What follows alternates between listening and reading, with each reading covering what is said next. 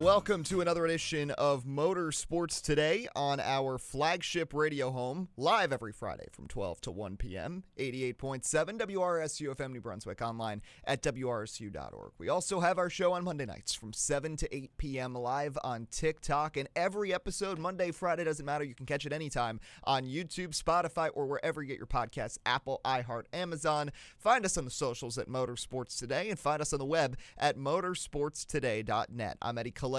Adam Tropper going to be joining us later on. Jeffrey Hrunka going to be stopping by in just a couple of minutes. Going to hear from Rinus VeeKay. Big news for him. His 2026 plans in INDYCAR are set.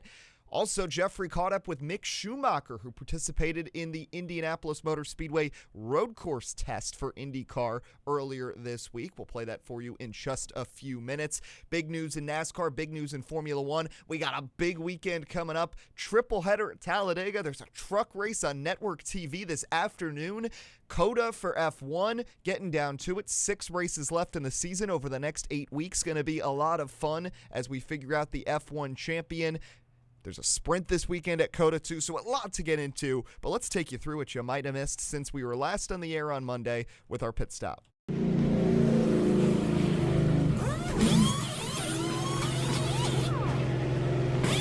Well, Justin Haley is on the move again. Spire Motorsports announcing that Haley will not return to the number 7 car, for the 2026 season. Haley has struggled this year, last in points of the 3 Spire cars behind his teammates Carson Hocevar and Michael McDowell. Haley started his career in Cup with Spire, making part-time starts in 2019, won at Daytona, the team's only ever victory, then went back down to Xfinity with Kalegi, ran a couple of seasons with Kalegi full-time in the Cup Series, then was with Rick Ware Racing last year before being traded for Corey LaJoie late in the season. Haley had Rodney Childers as his crew chief at the beginning of the year. Childers left after 9 races, and now Haley's time will be done with the team at the end of the season in 2 weeks' time in Phoenix. In other Chevrolet news, announced that Jim Pullman will be taking over as Kyle Busch's crew chief in 2026. Randall Burnett departing the organization after 3 years teamed up with Kyle Busch. Pullman has been the longtime crew chief of Justin Allgaier in the Xfinity Series. Allgaier just got his 300th career top 10 in NASCAR's secondary division last week, by far the most of any driver ever, and will be competing for a championship, continuing that tomorrow at Talladega. But Busch has his crew chief set, and then a team that used to be Chevy but will now be Dodge Ram in 2026, Kalegi, has announced its first driver for the Craftsman Truck Series division, none other than the star of the arc of this series this past year, Brendan Butterbean Queen, who has made a couple of starts for the team in the Xfinity Series this season. He will drive a full-time truck for Kalegi in 2026. 2026 will also usher in a new era of Formula One coverage in the United States, as F1 announced this morning that a deal has been inked with Apple TV to be the new exclusive American television partner for the next 5 years, ending the agreement with ESPN and officially putting Formula One behind a paywall. We're going to be reacting to that. And then in INDYCAR, news that Rinus VeeKay is now set with plans for 2026. Will be replacing Connor Daly in the second entry alongside Stingray Robb, full-time at Juncos-Hollinger Racing.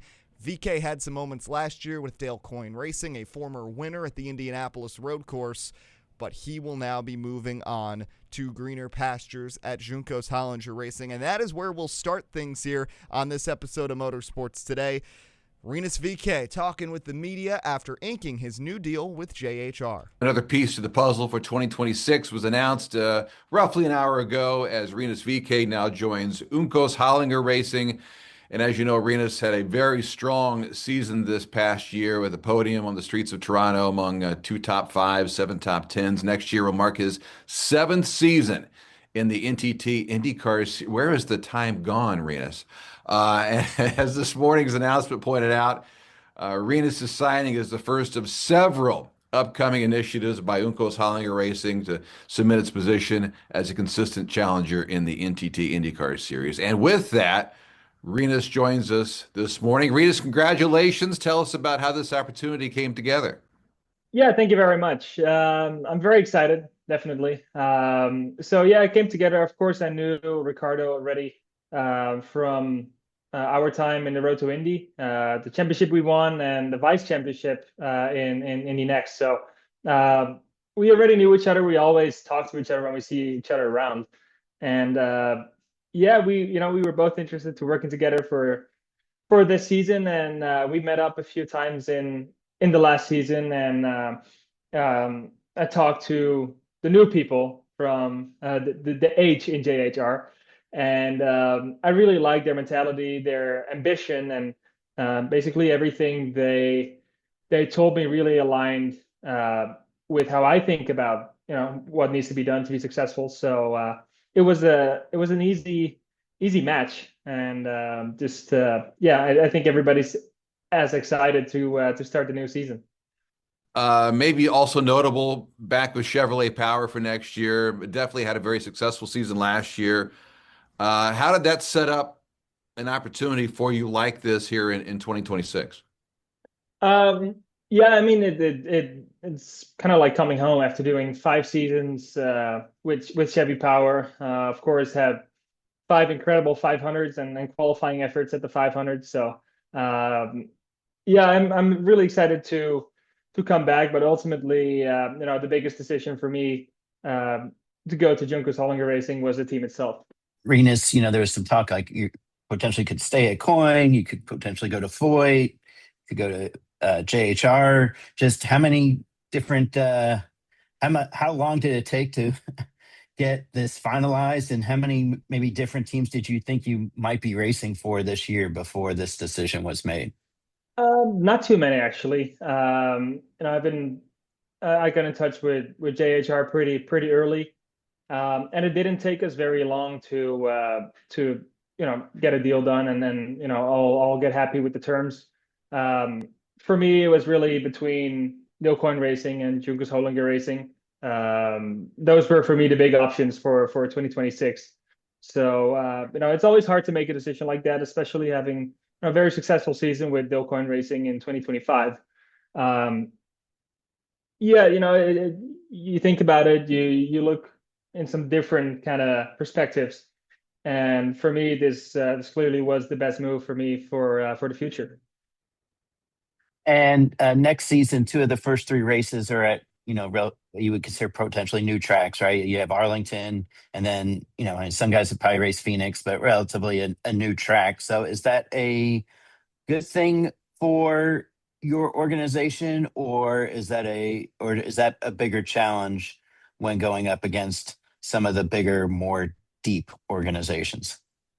I would say it's 50-50. It's just, for everybody out there, it's about getting it right, getting the philosophy right, and just knowing what the track is like and mastering it. I think right now with the car being as old as it is, everybody's kind of figured out what it needs on a certain type of track. So yeah, definitely with the technologies that Juncos-Hollinger Racing has, I think we should have a pretty quick start to the season.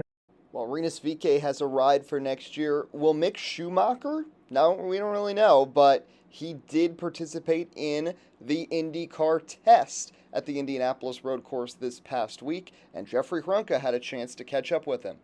How did this whole opportunity come together for you, Mick? And what enticed you to say, I want to go test out the IndyCar at Indianapolis? Um, I think just the fact that I wanted to try the car was pretty simple as that, where um, it was very interesting to see what that would be about and how it would feel to drive an Indy car. And actually, if is as heavy as everybody says it is, which it wasn't, so it's a good thing, right? And no, I think overall the decision was very easy for me to say that uh, I'll try it, and it just happened to be here in Indianapolis. And second question, what was your initial reactions, getting in an open wheel car around such a historic racetrack? What was going through your mind kind of when you got off the pit lane and started going around the road course? Honestly, not much. I was focused on driving and doing my my plan. I think that's. I mean, I'm here to essentially also kind of do a job, and hence why I wasn't really, uh, let's say, driving through nostalgia, but driving through the here and now and trying to focus on what I had to do. And then final question, and about a possible future driving full-time in IndyCar. Is there a specific aspect of the NTT IndyCar series that, attracts you the most to it? Yeah, I think probably the one word that stuck the most with me is that somebody told me who works here in IndyCar, that the most important aspect of that team, or let's say of a making a decision, is the driver at the end of the day. So the fact that they rely so heavily on the driver is something that really spiked my interest. Well, you heard there from Rinus VeeKay and Mick Schumacher. Schumacher participating in the IMS road course test this past week. Several drivers were there. Going to have another test at Indianapolis Motor Speedway coming up next week on the Oval. Alex Palou, Pato O'Ward, Alexander Rossi, Takuma Sato will be participating in that. But joining us now, our IndyCar contributor, Jeffrey Hrunka. Jeffrey, you talked to Mick. Obviously, we just heard it.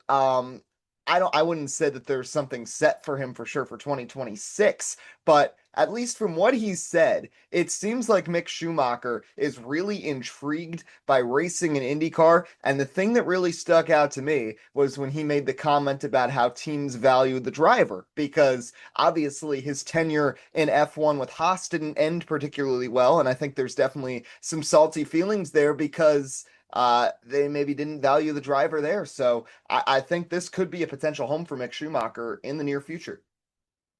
I do agree, but I would heavily like to preface that during the whole 40-minute press conference, every question he's like, well, I think that's looking too much in the future. So it doesn't seem like there's anything lined up currently. There is interest from Mick.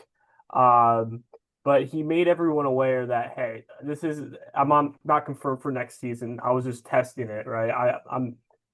But again, there is a lot of interest because he just seems to hold IndyCar very highly, and he's excited about the American circuits he really hasn't driven on. But one thing that kind of pointed out to me, and I forgot who asked the question, so I can't really give it to I can't really attribute them on it. But he said he will not do two different series at one time. He races in WEC with Alpine.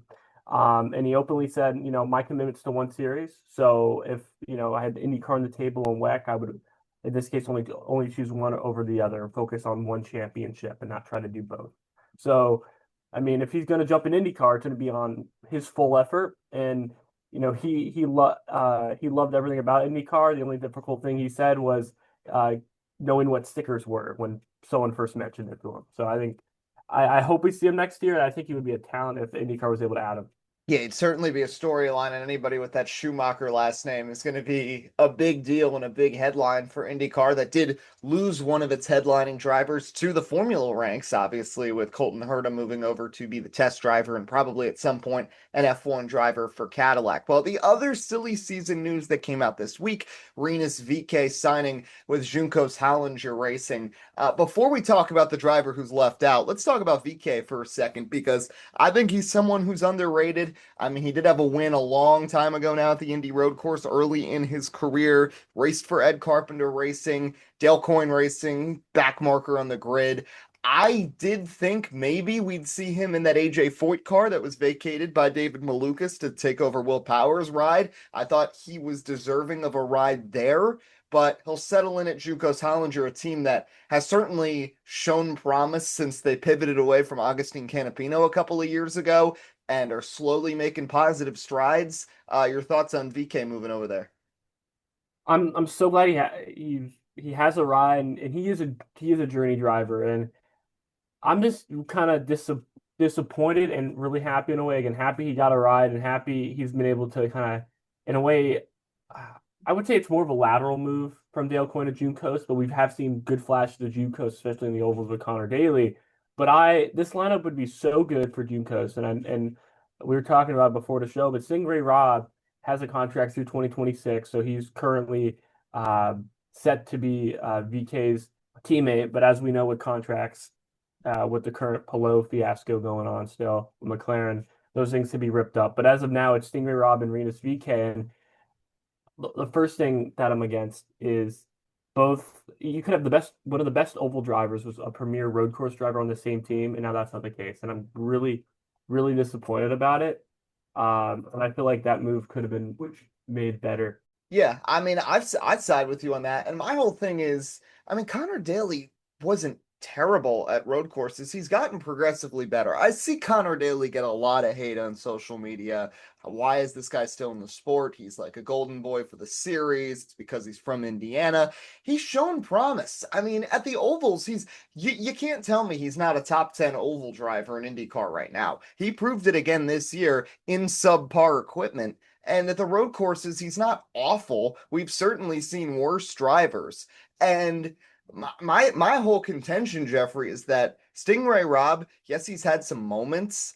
I don't feel like he brings that much to the table, frankly, at road courses or ovals. I think there's more upside for Juncos-Hollinger to steal a win or steal a lot of points with Connor Daly in their car than Stingray Robb, because there's that potential at the ovals. And I don't think the road course, street course competitive nature of Stingray Robb is all that more than Connor Daly's. I can't agree more. And Stingray Robb had one of his better seasons this past year with Juncos. I think again his second career top 10, his first on a road course.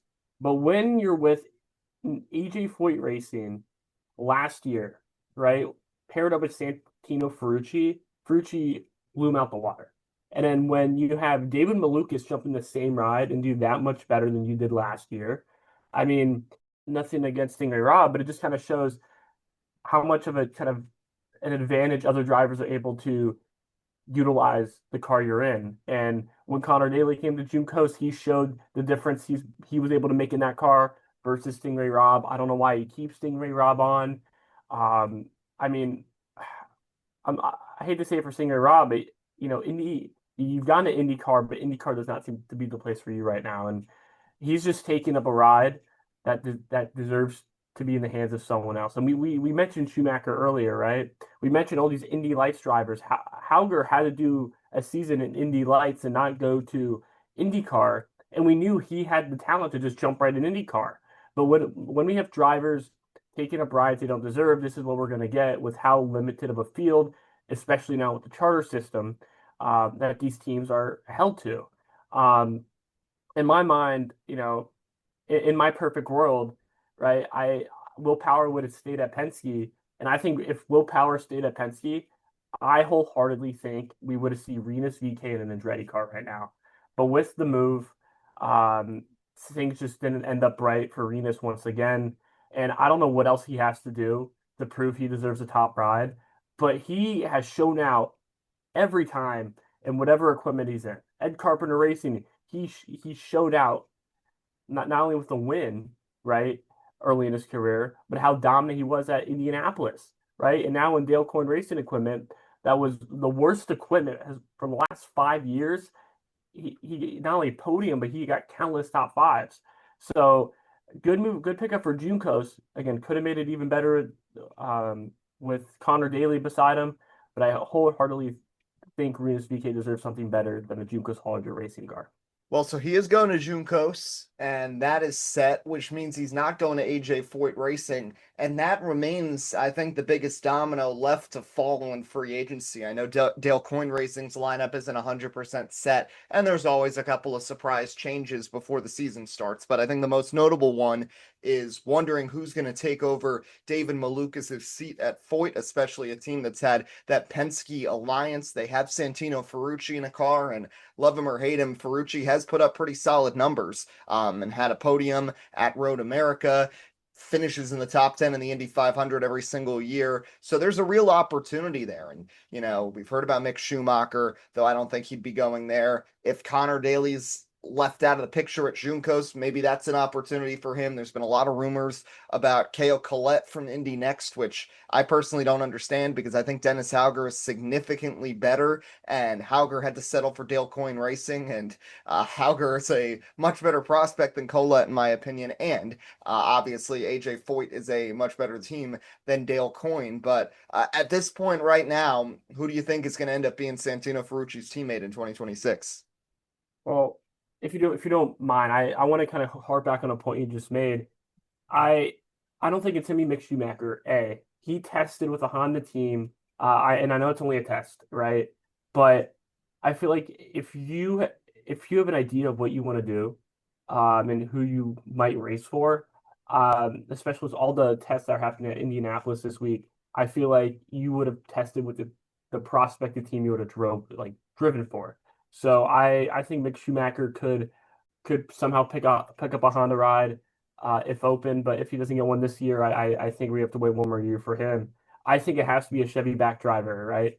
Dennis Hauger couldn't get this because he's still aligned with Andretti, and maybe he'll get a ride there once Will Power calls it quits. But I think it's going to come from the Indy Next field. I don't think anyone in Indy Next has really shown that they can make it to the next level.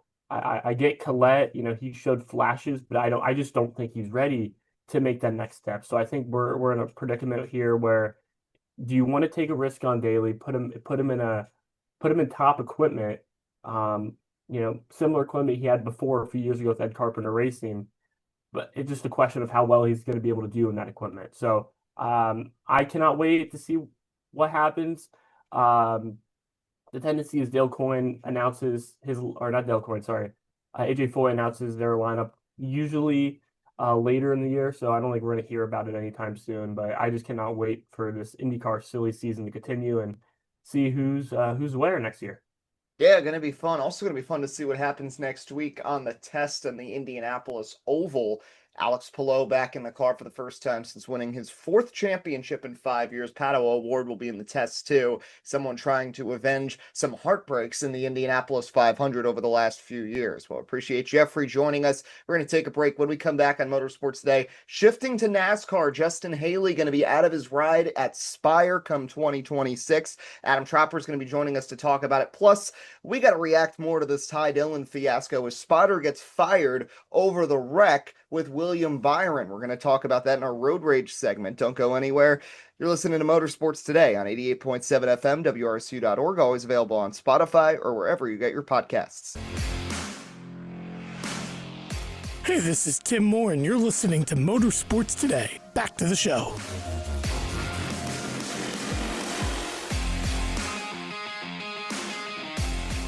Back here, live Motorsports Today, approaching the bottom of the hour, live on WRSU FM New Brunswick. Again, every episode always available, YouTube, Spotify, wherever you get your podcasts. Eddie Kalegi here with you. Thanks to Jeffrey Hrunka for joining us. Cool that we got the chance to talk to a Schumacher in Mick Schumacher. As Jeffrey said, doesn't really seem like there's as much promise as some may have thought that he'd get a ride, but in any event, cool to see him testing an IndyCar nonetheless. Going to be cool to see some IndyCars on the oval, including Alex Palou in that test next week. But we got to shift gears because Tropper, and I said this on the show a couple weeks ago, it's so funny how free agency and silly season works in motorsports because you get announcements so early during the year, and then you have dead periods of a couple of weeks at a time, and then all of a sudden we get so much news dropped over the last few days. And I want to just start quickly. Kyle Busch, We talked about how they were doing this audition with Andy Street as the crew chief. Clearly, that team had a disastrous race at the Roval, had an okay day at Las Vegas, but you get the opportunity with Pullman now, who is an excellent crew chief, has worked with a veteran driver in Justin Allgaier, has gotten results with Allgaier, even as he is the old guard driver in the Xfinity Series. And now Kyle Busch, the old guard driver in the Cup Series, he's very familiar with the Chevrolet program.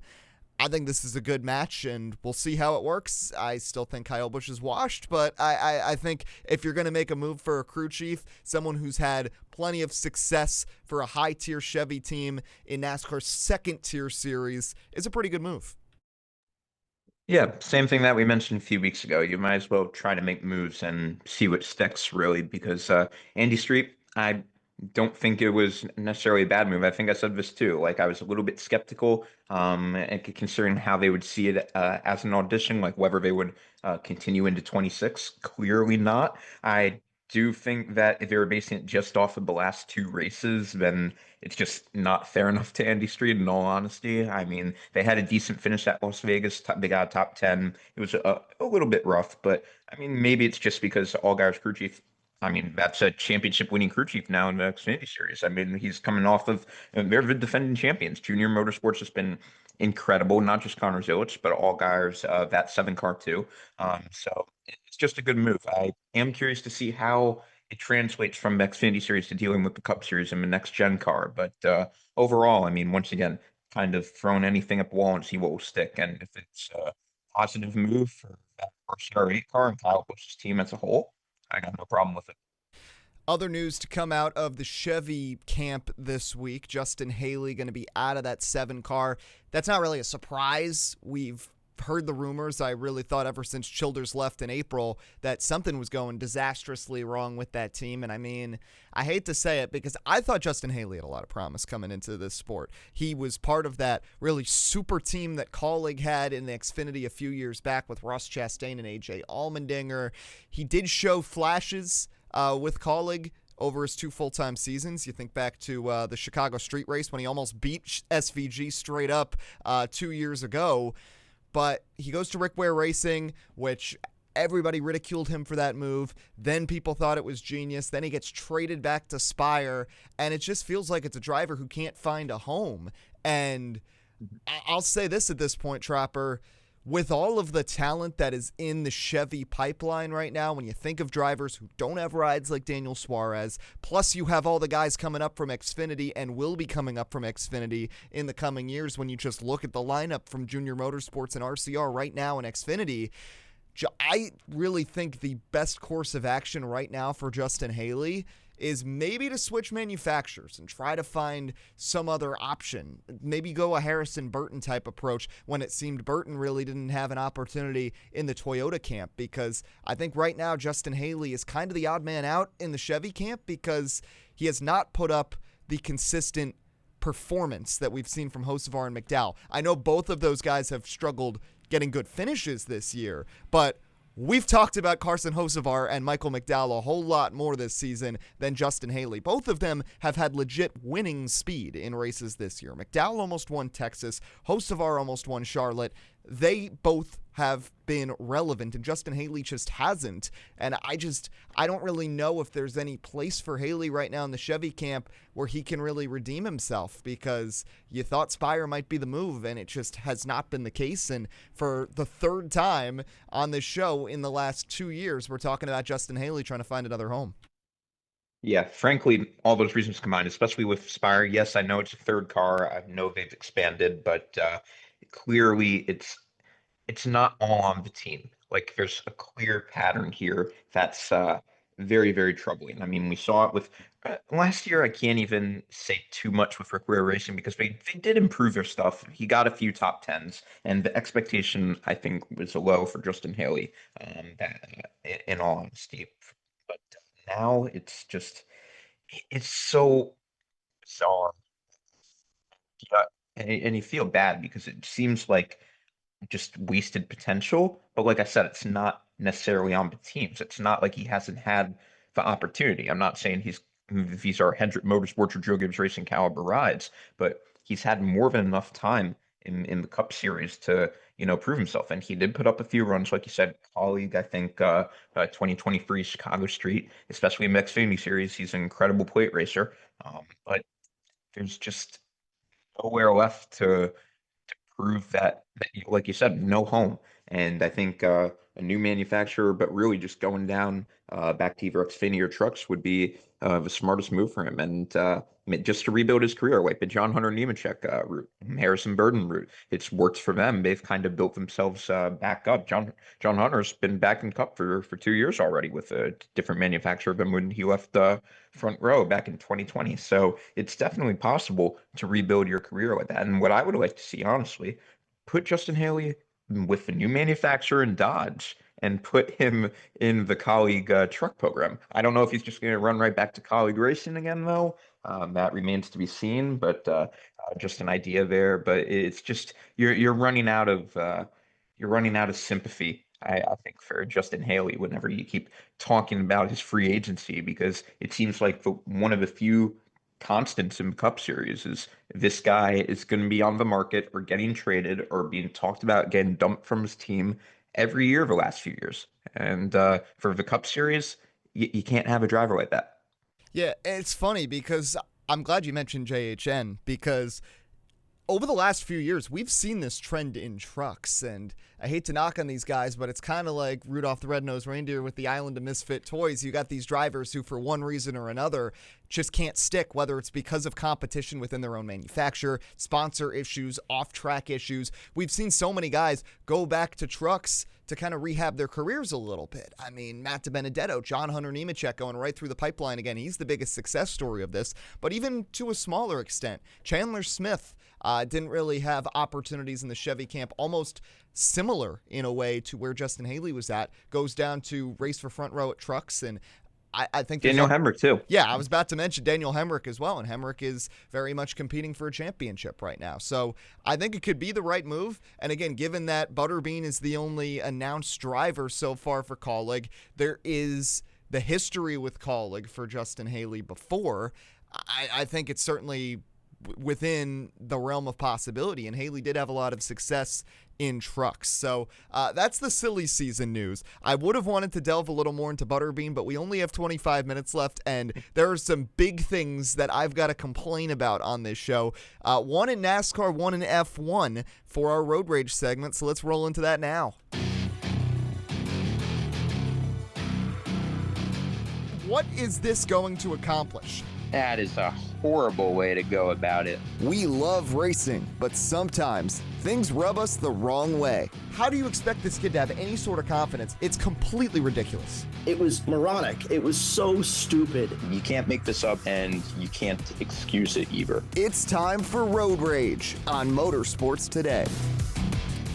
So, Tropper, this is a time where I wish Tim was here on a Friday, because so Chris Rice went on SiriusXM NASCAR Radio and spoke about the Ty Dillon, William Byron incident, which we heavily analyzed for probably about 20 minutes of the 60 minutes on Monday's show, and said that Ty Dillon and the 10 car deserve no blame. Well, clearly the person who I guess deserved the blame was Joe White, the spotter, because Joe White tweets that he drove to Talladega, shows up in Alabama, and is told you're not the spotter anymore, which is one of the most ridiculous firings I have seen in sports over the last couple of years. Not as bad as Robert Saleh getting escorted by security out of the Jets practice facility last year, but this is a pretty ugly one. And Joe White claims on Twitter that he told William Byron spotter that Ty Dillon was pitting, and that somehow the message got misinterpreted. There's a lot of things I want to complain about here. Number one, I don't understand how that message is not clear. I don't understand. I mean, you just say the 10 is pitting. I mean, what other word verbatim are you using? The act of firing him there is just ridiculous. Don't make him drive all the way to Alabama. That is really low on Chris Rice and Matt Kaulig's part. And last but not least, the same thing I got to complain about on Monday, Ty Dillon should just stick his hand out the window like people have done for 5 decades, and not rely on a spotter to do that in the first case. So that's my 2 cents on it. I don't know if you have any other different thoughts given this development of the spotter getting fired. Yeah, really the spotter stuff, that's what I'll touch on, because we've already talked at length. We heard Tim's rant on Monday. Go listen to that about Ty Dillon. But Get off the track! Hey, it's a classic Tim Moore rant. I mean, I respect it. But it's a weird firing for sure, because I mean, at least I'm trying to look at it almost from the bright side. At least it wasn't like he drove to Phoenix, but it's still not good. It's something that also are other spotters going to want to work for you too, thinking from a business end, because that you're willing to just dump your guy that you had because of one incident at the end of the season, and you have him drive to the next to the next racetrack, and you fire him there, not even over the phone. Don't call him into the office back in North Carolina during the week.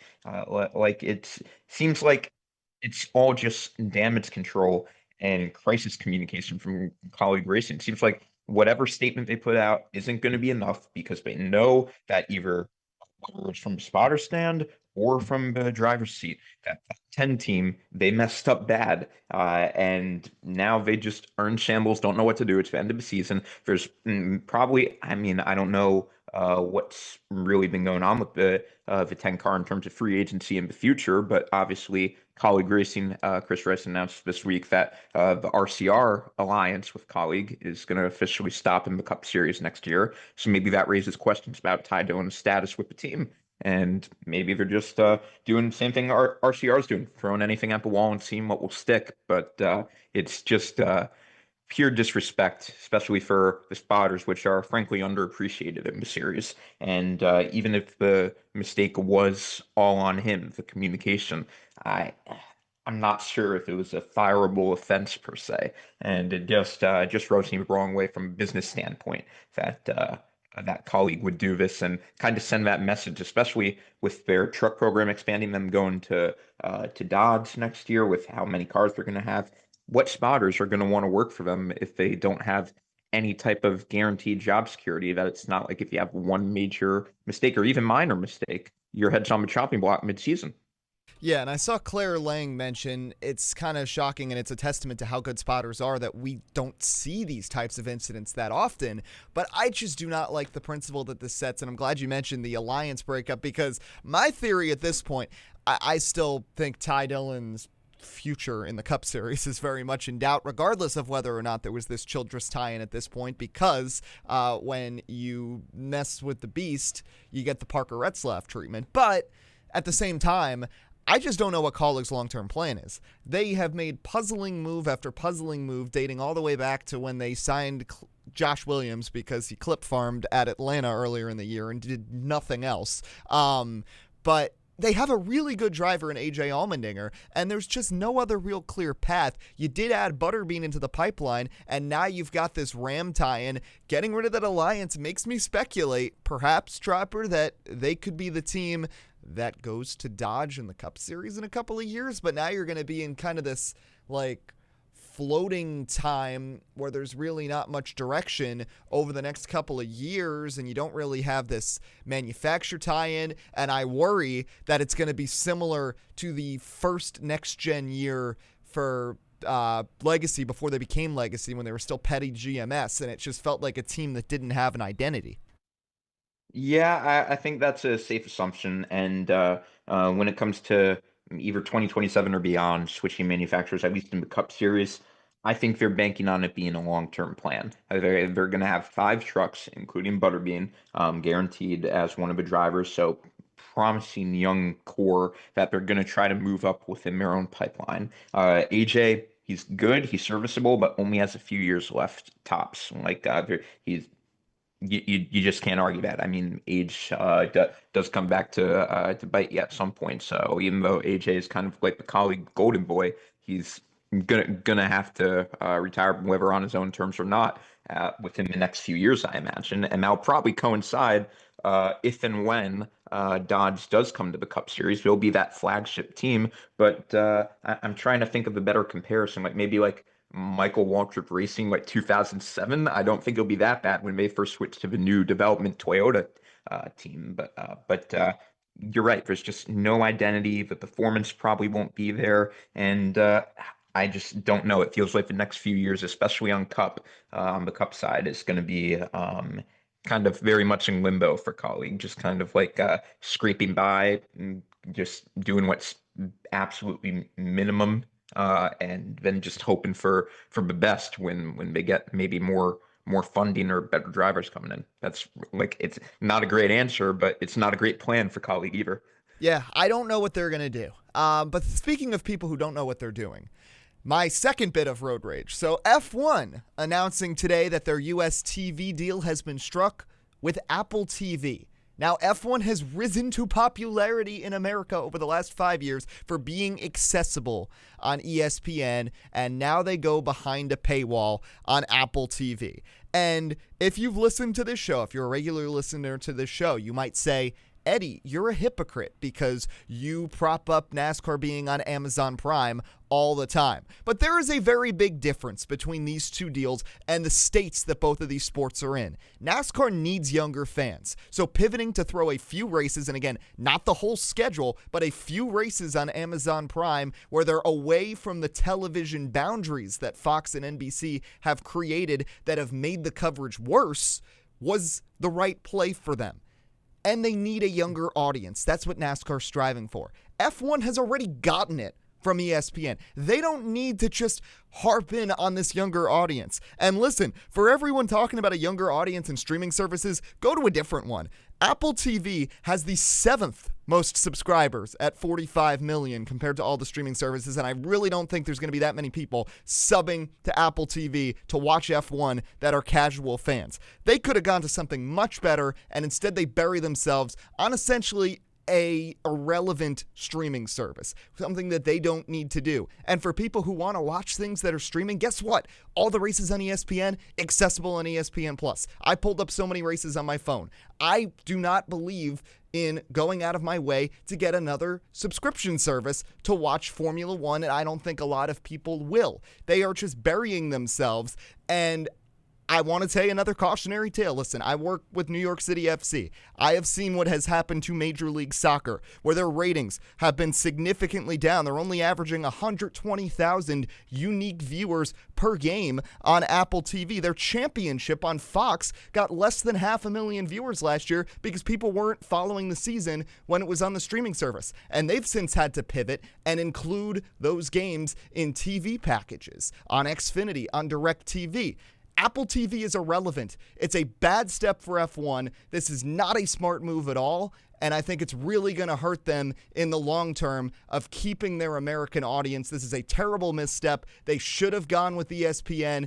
And listen, this is what you get when you chase the money. It's the same thing with NASCAR when they went for the deal that gave them the most money, but they weren't thinking long run, and now you end up with NBC where all but 4 of the races are buried on USA. It's the same deal with F1 where they think, oh, you're going to get more money, but in reality, you're going to lose viewership. And that's where I give credit to INDYCAR because maybe it wasn't the smartest deal financially in the short term with Fox and then giving them an ownership stake, but it gives them exposure. And every race is available on network television, which is an incredible deal for a sport that has struggled with ratings, and it boosted their ratings significantly this year. So Formula One going to an irrelevant streaming service, terrible decision. They should have stuck with ESPN. I don't think I could have said any of that better myself, Eddie. That is spot on. And it's just they lose any momentum that they've built within the last half decade, the last 5 years. I mean, don't get me wrong, they probably aren't going to stop a Drive to Survive series. That will help a little bit, I think. But you're right. F1 already has the younger audience. They don't need to chase it. And younger people either don't want to subscribe to Apple TV or they don't have the means because they're already paying for 6 other streaming services. So it just doesn't make sense from a demographic move, from a long-term move to go to streaming only. I was actually going to mention the MLS, so I'm happy you did bring up the soccer point. We saw what happened with their exclusivity, although different sport entirely, but same point still stands. What happens when you go to streaming only? You have to have a balance. Yes, cable is dying. Network TV is dying. It's not already dead, but at the same time, you still have to ease your way in. Like going from ESPN, something that hundreds of millions of households have had access to over the years, to 47 million subscribers on a streaming service that doesn't have many marquee shows. Like, what do they have? Ted Lasso and something else. The point is, it wasn't enough for me to keep it. I had it for a few months, like with a free trial, and I just didn't care. Maybe I would have changed my mind with F1, knowing that now Formula One's going to be there, but I guarantee you aren't getting another 10 million people that are going to be clamoring for an exclusive Apple TV subscription just to watch Formula One. So it's just a bad move overall. They lose any momentum that they've gained, and the question is, how far down the ratings do they fall now? Because I think this gives NASCAR kind of their American dominance back in viewership, because we were talking about how F1 is catching up, just about to overtake NASCAR basically on some weekends even. For example, COTA this weekend would be a great test of that. I would not be surprised if the COTA numbers almost match Talladega.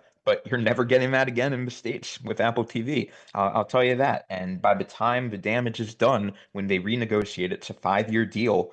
I'm worried it's going to be too little too late. And obviously, INDYCAR, once again, they made a great move too. But INDYCAR, I think, will solidify themselves as the number 2 by then, completely over F1. And I always say INDYCAR leads to better and more versatile racing anyway. We were talking about it for a half hour on today's show. So it's just horrible business decision for F1 in the States, and I know they don't need to rely on American viewers as much. Formula One and Liberty Media is a worldwide property, so I will emphasize that. And really, the American audience, I don't want to say it's the least of their concerns, but it's not their primary concern like it is for NASCAR and IndyCar. So I will give them that, but this is just the wrong way to appeal to the American consumer, especially when you're still trying to grow and keep an actual foothold in that market. But the thing is, they do care about the American. I mean, it's the only country with 3 races, which, I mean, I personally think is excessive, but they clearly care, which is why I'm just so dumbfounded that this happened. And one last point I want to make to this before we get to our picks, because I know we're running short on time. When you look at NASCAR going to Amazon Prime, another difference here is that let's be honest, one of the, I'd say, top 5 major complaints from NASCAR fans has been the television coverage. You can talk about the car, you can talk about the stages, you can talk about the playoffs, and TV coverage is right there. Amazon Prime, because it's not restricted by network breaks and fitting things in, had a lot of freedom, which NASCAR fans appreciated. Going to Apple TV is no different from being on ESPN in terms of the actual coverage, because they're not doing it. It's the Sky Sports English feed that gets put on these channels. It's not anything that has to do with ESPN, and F1 already has the agreement in all of their coverage that they never go to commercial break during races. So, again, it's not like Apple TV is going to do something innovative and cool, because they have no power in this. All they're doing is getting the clearance to air the races. So, again, just a very, very stupid move, in my opinion. But that's going to be it for our extended road rage, because I want to get to our picks here. And I got this feeling. Let's start with COTA this weekend, Tropper.